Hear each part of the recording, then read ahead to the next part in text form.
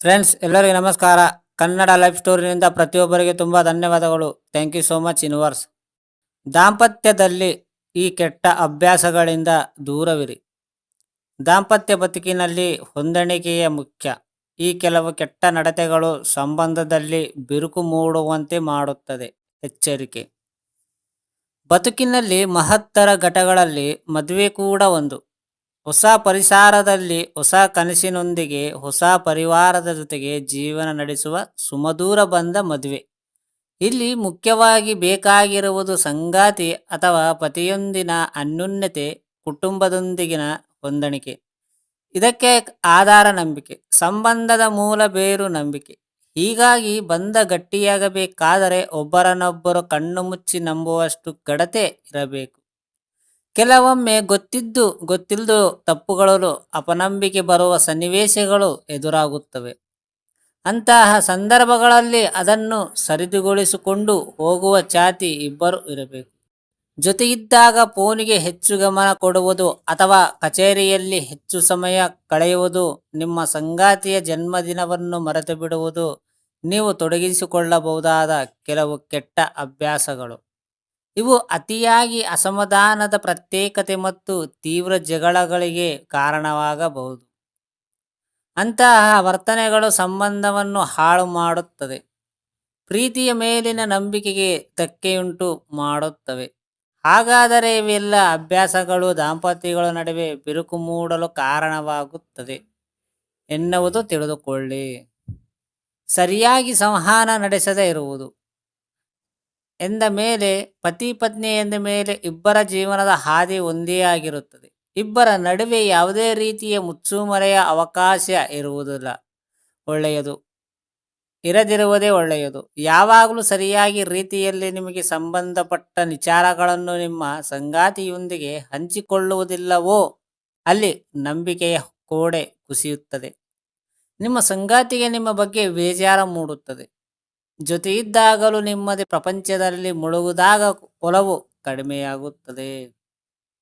ಉದಾಹರಣೆಗೆ, ನೀವೆಲ್ಲಾದರೂ ಆಫೀಸ್ ಪಾರ್ಟಿಗೋ ಅಥವಾ ಇನ್ನೆಲ್ಲಿಗೋ ಹೋಗುವಾಗ ಸಂಗಾತಿಯೇ ತಿಳಿಸಿ. ನಿಮ್ಮ ಸುರಕ್ಷತೆಯ ಉದ್ದೇಶದಿಂದ ಇದು ಮುಖ್ಯವಾಗಿರುತ್ತದೆ. ನಿಮ್ಮ ನಡೆ ನೇರವಾಗಿರಲಿ. ಯಾವ ವಿಚಾರಗಳನ್ನು ಮುಚ್ಚಿಟ್ಟು ಕೊನೆಗೊಂದು ದಿನ ಸತ್ಯ ತಿಳಿದು ಸಂಬಂಧ ಹಾಳು ಮಾಡಿಕೊಳ್ಳುವುದಕ್ಕಿಂತ ಇದ್ದ ವಿಚಾರಗಳನ್ನು ಸರಿಯಾಗಿ ಹಂಚಿಕೊಳ್ಳಿ. ನೀವು ಮಾಡಿದ ಮುಂದಿನ ದಿನಗಳಲ್ಲಿ ಮಾಡಬೇಕಾದ ಕೆಲಸಗಳ ಬಗ್ಗೆ ಚರ್ಚಿಸಿ. ಇದು ನಿಮ್ಮ ನಡುವಿನ ಬಂಧ ಗಟ್ಟಿಯಾಗುವಂತೆ ಮಾಡುತ್ತದೆ. ಸಂಗಾತಿಯನ್ನು ಶತ್ರುವಿನಂತೆ ನೋಡುವುದು. ಬಾಳ ಸಂಗಾತಿ ಎಂದರೆ ಬದುಕನ್ನು ಹಂಚಿಕೊಳ್ಳಲು ಜೊತೆಯಾದವರು. ಹೀಗಾಗಿ ಅವರೆಡೆಗೆ ಒಲುಮೆ ಇರಬೇಕು ಹೊರತು ಯಾಕಾದರೂ ಮದುವೆಯಾದ ಜೊತೆಗಿದ್ದೀನಪ್ಪ ಎನ್ನುವ ಶತ್ರುವಿನ ಮನೋಭಾವ ಅಲ್ಲ. ಇದು ದಾಂಪತ್ಯಗಳ ಜೀವನಕ್ಕೆ ಶುಭವೂ ಅಲ್ಲ. ಹೀಗಾಗಿ ಇದು ವೈವಾಹಿಕ ಜೀವನದ ಕೆಟ್ಟ ಅಭ್ಯಾಸಗಳಲ್ಲಿ ಒಂದು ಎನ್ನಲಾಗುತ್ತದೆ. ನಿಮ್ಮ ಸಂಗಾತಿಯೊಂದಿಗೆ ಸಣ್ಣ ಸಣ್ಣ ವಿಚಾರಕ್ಕೂ ಜಗಳವಾಡಲು ಕಾಯುತ್ತಿದ್ದಂತೆ ವರ್ತಿಸಿದ್ದರೆ ಸಂಗಾತಿಯನ್ನು ಶತ್ರುವಂತೆ ನೋಡುತ್ತಿದ್ದೀರಿ ಎಂದರ್ಥ. ಇದರ ಬದಲು ಎಷ್ಟೇ ದೊಡ್ಡ ಸಮಸ್ಯೆಗಳಾದರೂ ಕುಳಿತು ಮಾತನಾಡಿ ಬಗೆಹರಿಸಿಕೊಳ್ಳಿ. ಪ್ರೀತಿ ಭದ್ರ ಬುನಾದಿ ಕುಸಿಯದಿರಲಿ. ಕುಟುಂಬದ ಸಹಾಯ ಕೇಳಿ. ಆಗ ಸಮಸ್ಯೆಯನ್ನು ಮಾತಿನ ಮೂಲಕ ಬಗೆಹರಿಸಬಹುದು. ಮೂರನೇ ವ್ಯಕ್ತಿಗಳ ಮಧ್ಯಸ್ಥಿಕೆ.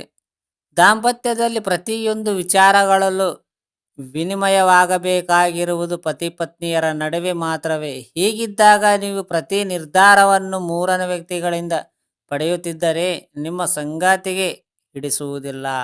ನಿಮ್ಮನ್ನು ಬದುಕಿನ ಭಾಗ ಎಂದು ಭಾವಿಸಿದ ಮೇಲೆ ನಿಮ್ಮ ಎಲ್ಲ ವಿಚಾರ ಅವರಿಗೆ ಸಂಬಂಧಿಸಿರುತ್ತದೆ. ಅವರ ಎಲ್ಲ ವಿಚಾರ ನಿಮಗೆ ಸಂಬಂಧಿಸಿರುತ್ತದೆ. ಇದರ ನಡುವೆ ಮೂರನೇ ವ್ಯಕ್ತಿಗಳ ಮೂಗು ತೂರಿಸುವಿಕೆ ಅಗತ್ಯವಿರುವುದಿಲ್ಲ.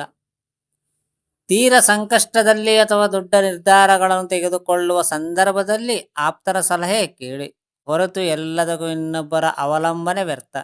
ಜೊತೆಗೆ ದಾಂಪತ್ಯವು ಸರಿಯಾಗಿರುವುದಿಲ್ಲ. ಹಣಕಾಸಿನ ಬಗ್ಗೆ ಮುಚ್ಚಿಡುವುದು.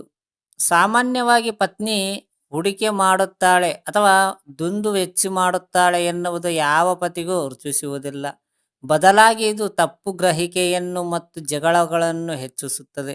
ನೀವು ಖರ್ಚು ಮಾಡುವ ಅಥವಾ ಹಣವನ್ನು ಉಳಿಸಲು ವಿಧಾನವನ್ನು ನಿಮ್ಮ ಪಾಲುದಾರರು ಇಷ್ಟಪಡದಿರಬಹುದು.